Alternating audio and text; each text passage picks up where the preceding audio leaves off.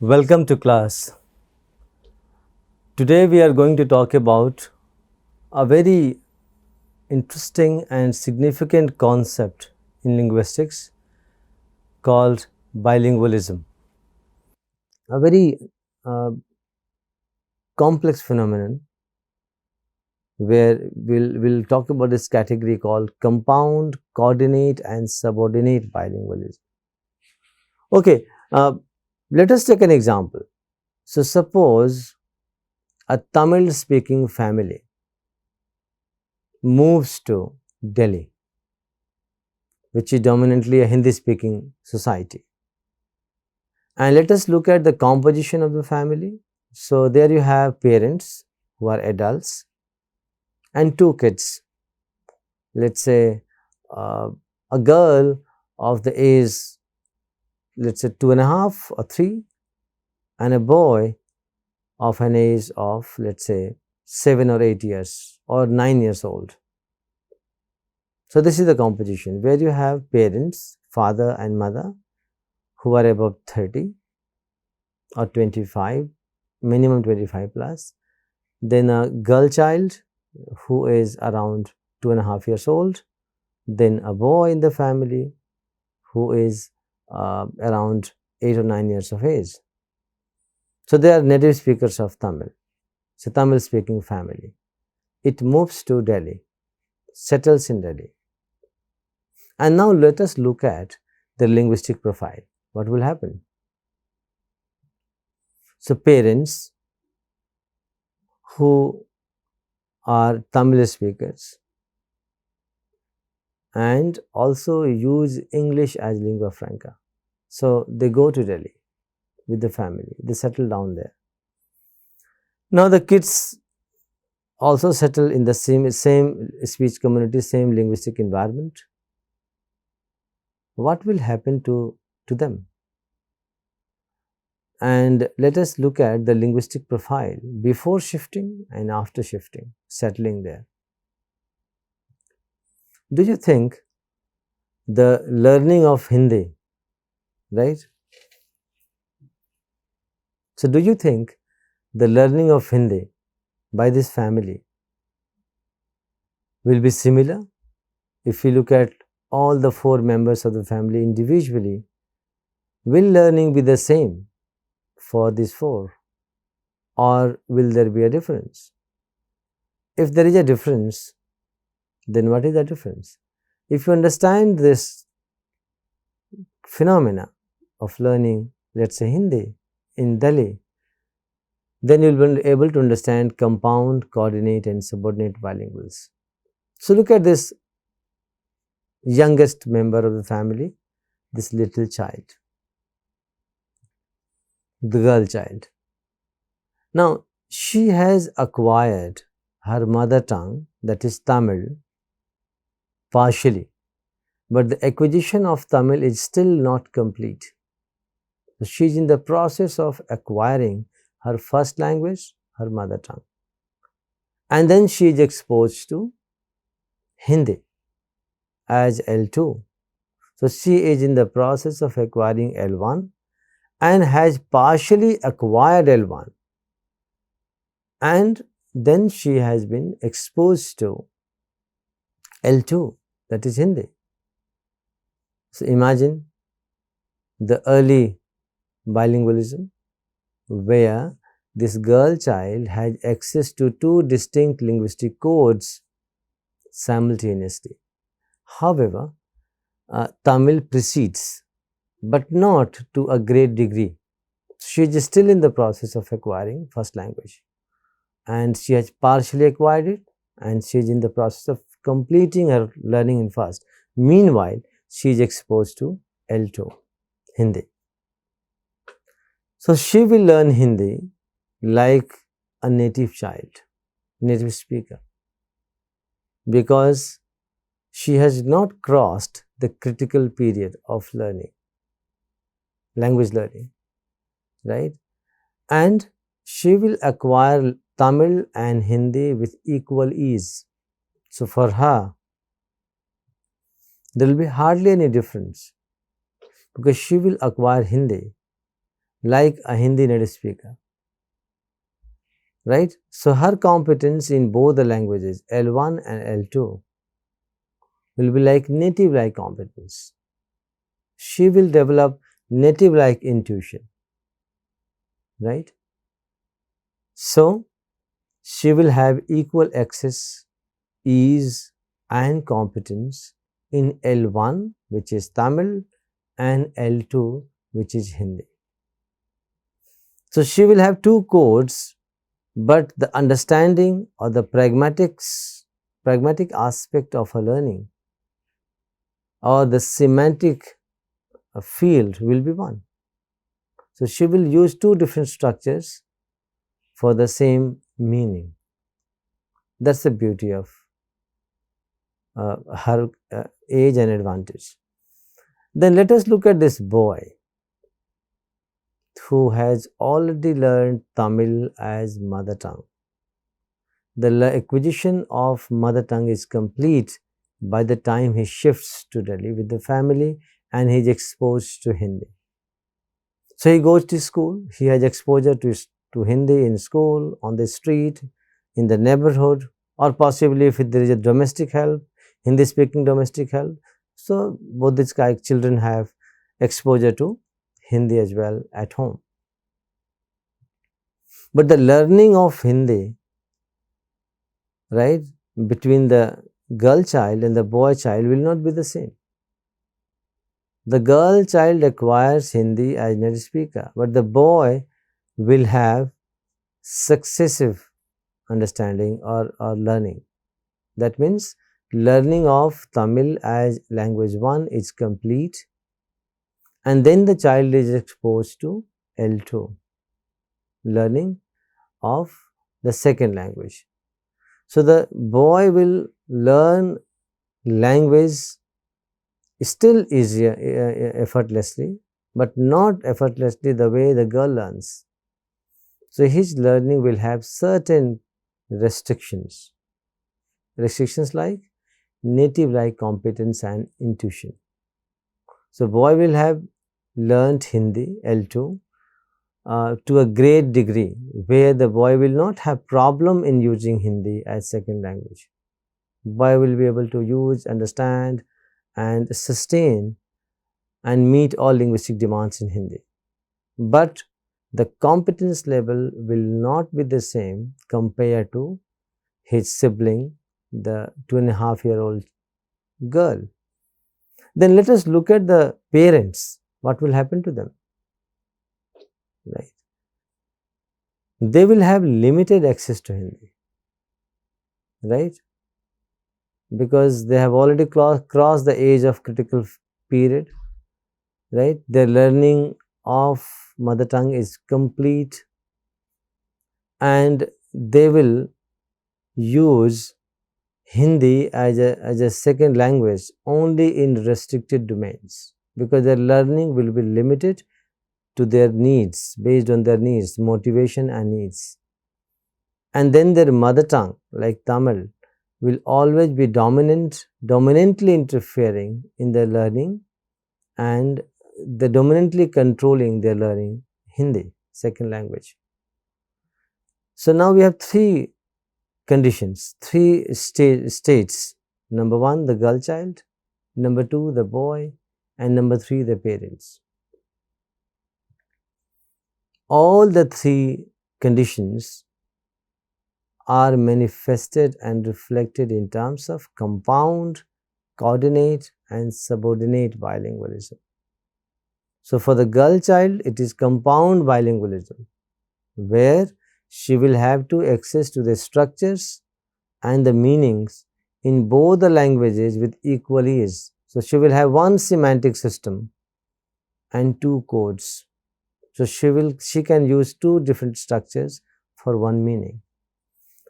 Opposed to that girl's competence, we have the boy who has access to both the languages with comfortable ease, but he has better understanding in his mother tongue, but no less in the other tongue like Hindi.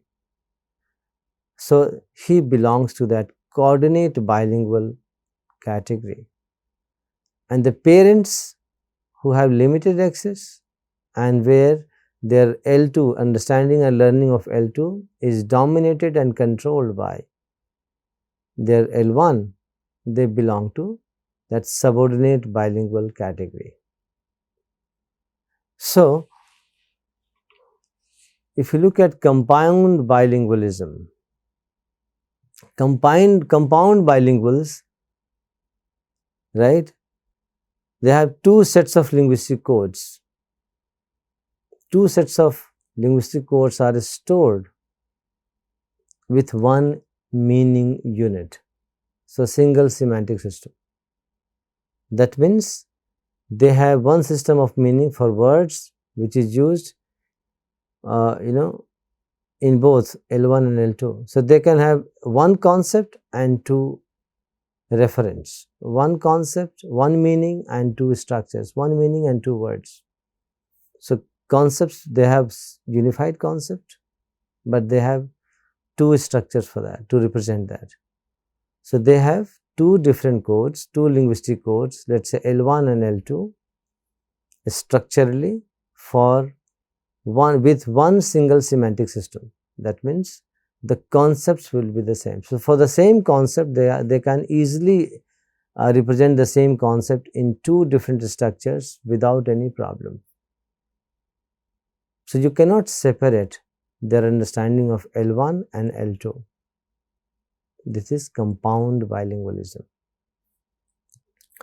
Whereas, in coordinate bilingualism, each linguistic code is stored and organized separately, right?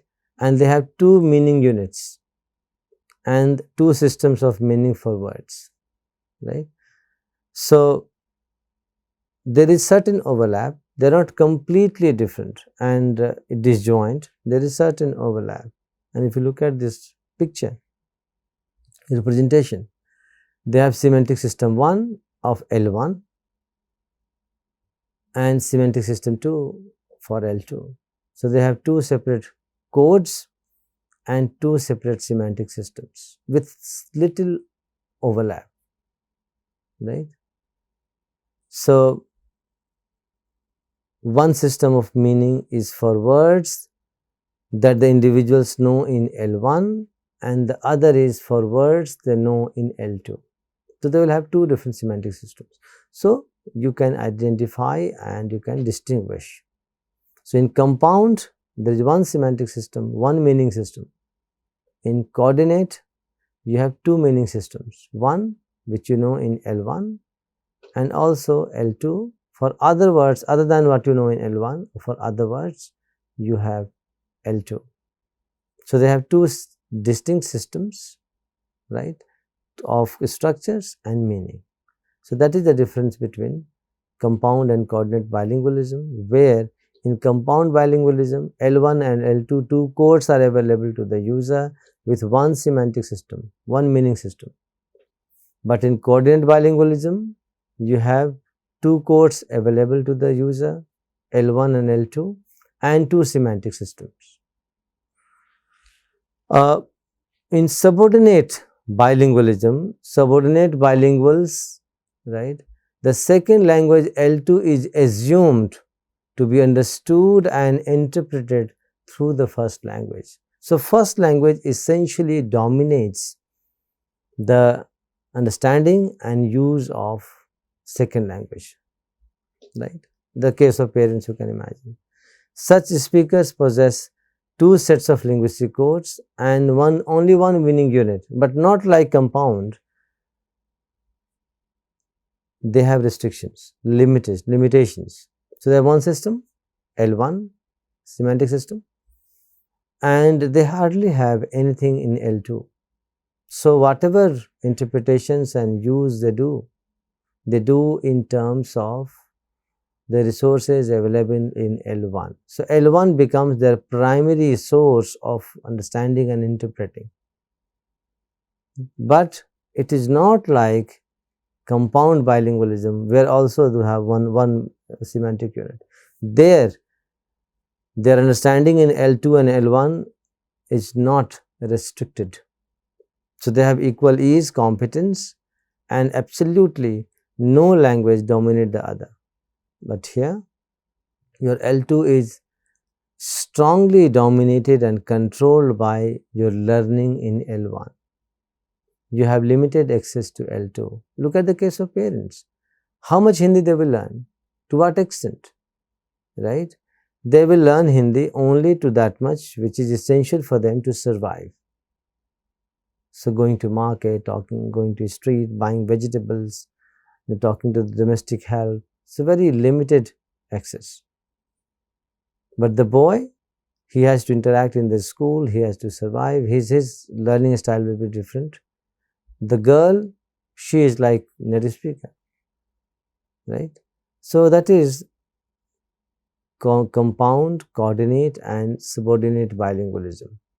Moving on, we move to the another category called additive bilinguals and subtractive bilinguals. Additive bilingualism and subtractive bilingualism. So, we move to another category, additive bilinguals and subtractive bilinguals, or additive bilingualism and subtractive bilingualism. How do we understand that? What does it mean? So, depending on how one's L2 influences the retention of one's L1. So, what is the impact of learning second language on first language, right? If it adds to your understanding and knowing of language 1, right, that is called additive bilingual or additive bilingualism.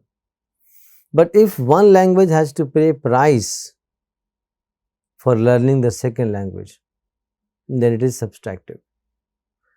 So, what do you mean by paying price? Right? If one language dominates, takes over, and the user gets hardly any chance to use the second language or the L1 because of multiple social and linguistic factors, possibly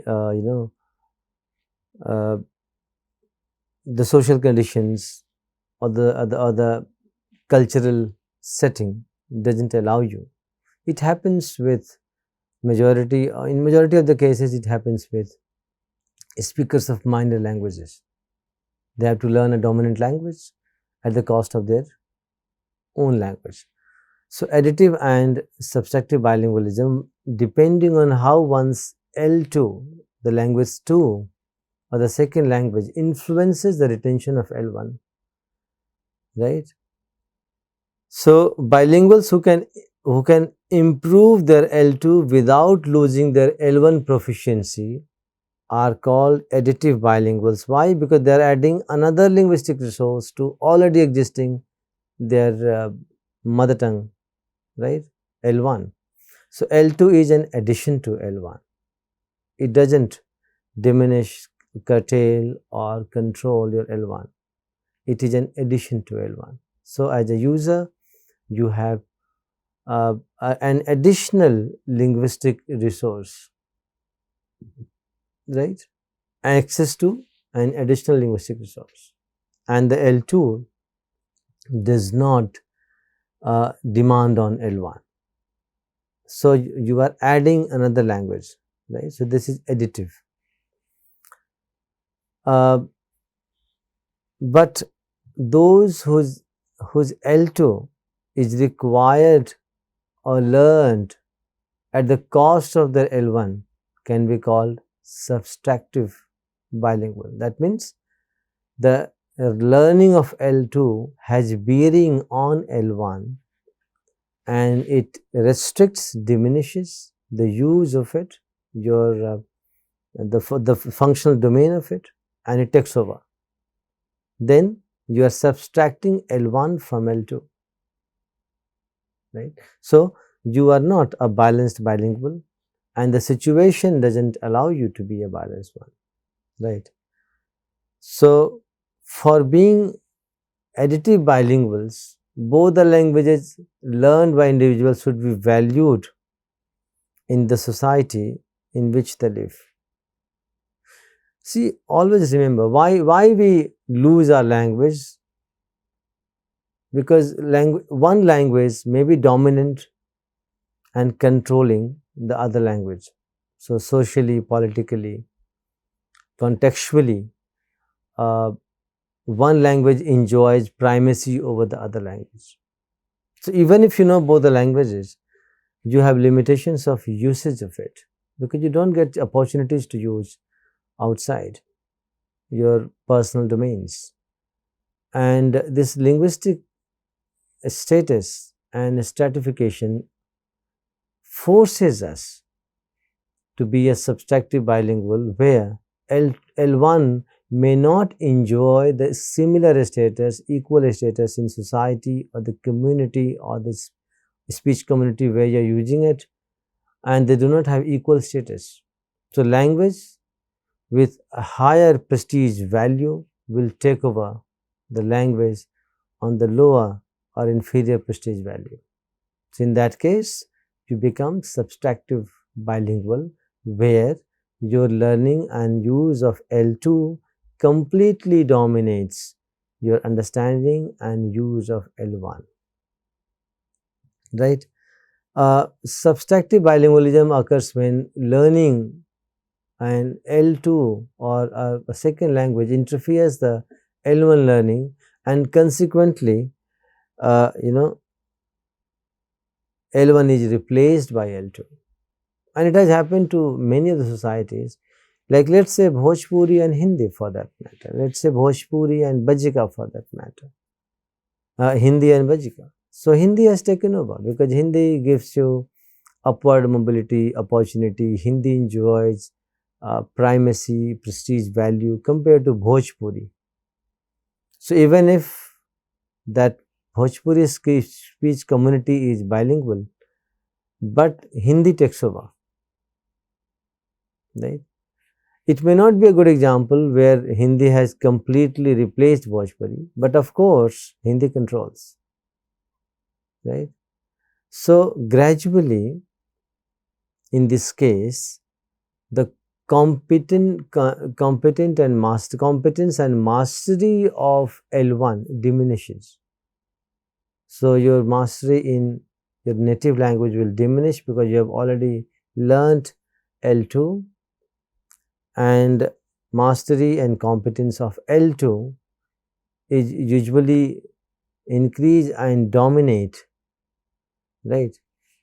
So, while the proficiency and mastery of L2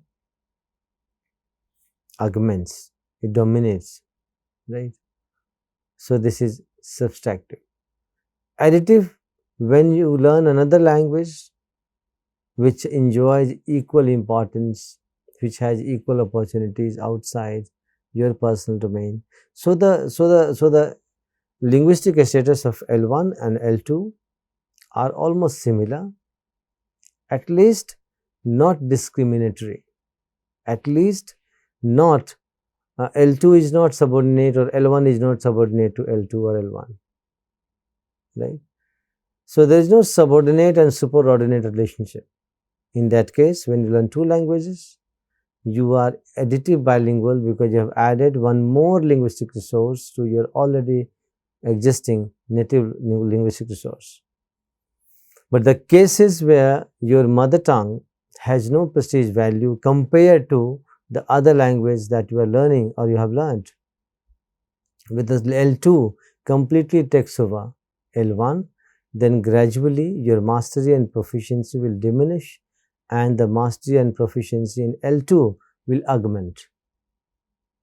So, in one case where you have equal mastery and proficiency plus equal social value attached to both the codes, then this is called additive bilingualism, where you have access to two linguistic resources and both are respected, enjoy important significance in the society, and they have equal status, social status.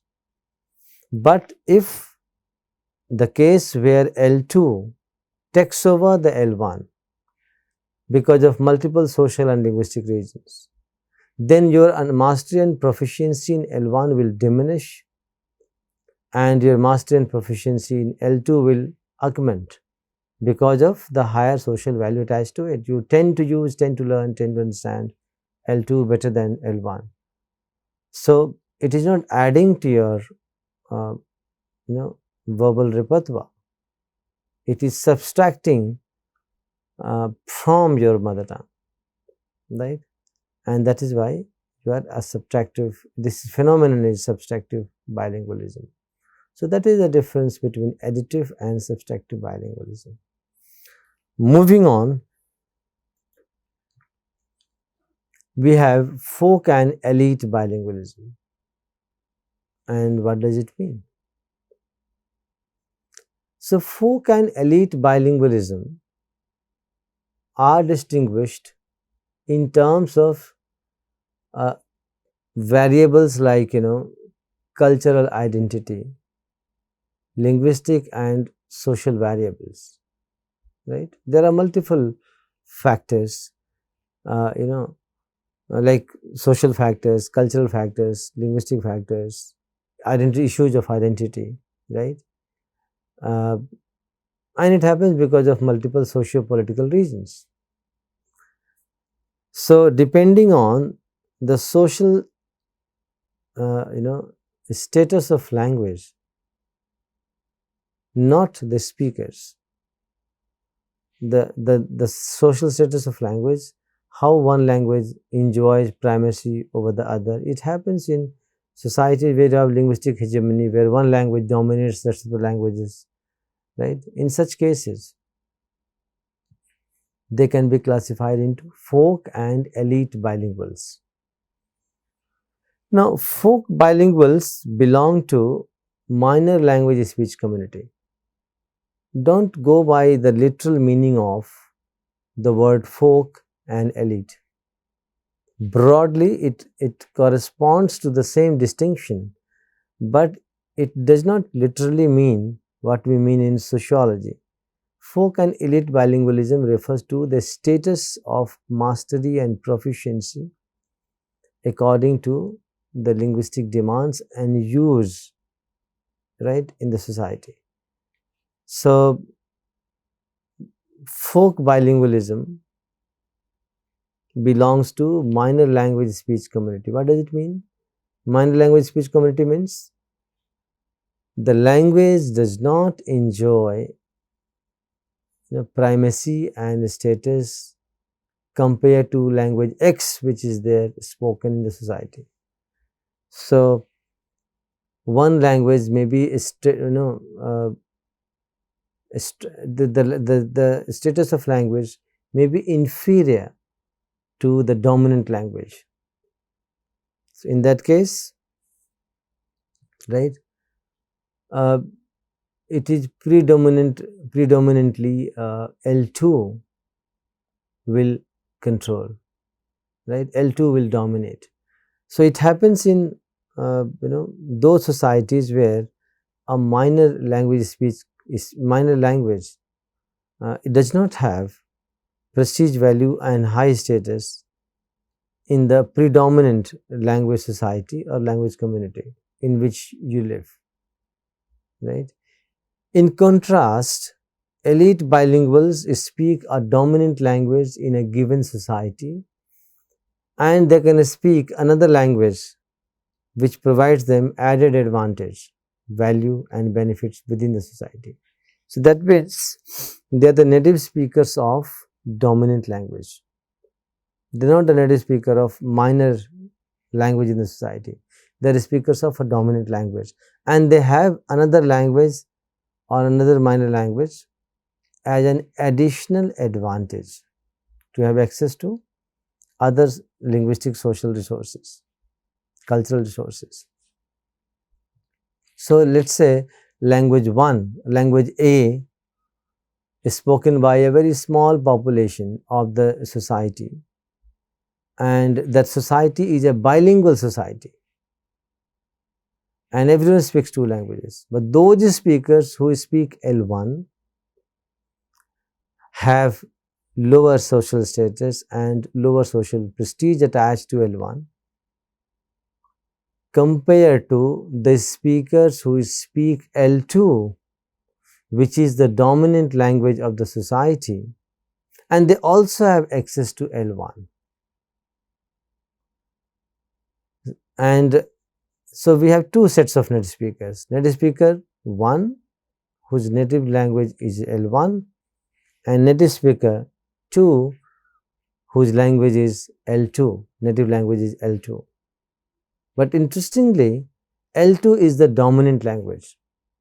So that means they are the native speakers of a dominant language, socio-politically dominant language. But they have access to L1 as well. So the status will be different, right? The status of L1 as native speakers and a status of L1 as second language speaker, right? It will be different because the native speakers of L2 will enjoy primacy and they will dominate the speakers of L1. So L2 will dominate L1. So the folk bilinguals are those who are native speakers of L1. They are speakers of L2, but they have learnt L2 or they have acquired L2 as they live in a society where L2 is predominantly important, socio-politically important. So at the cost of their L1. So they are folk bilinguals. But look at the other class or other case where you are native speaker of L2, which is the dominant predominant language of the society, and you also know L1, right? So you are elite bilingual. So you are elite bilingual. So folk and elite bilingualism, right?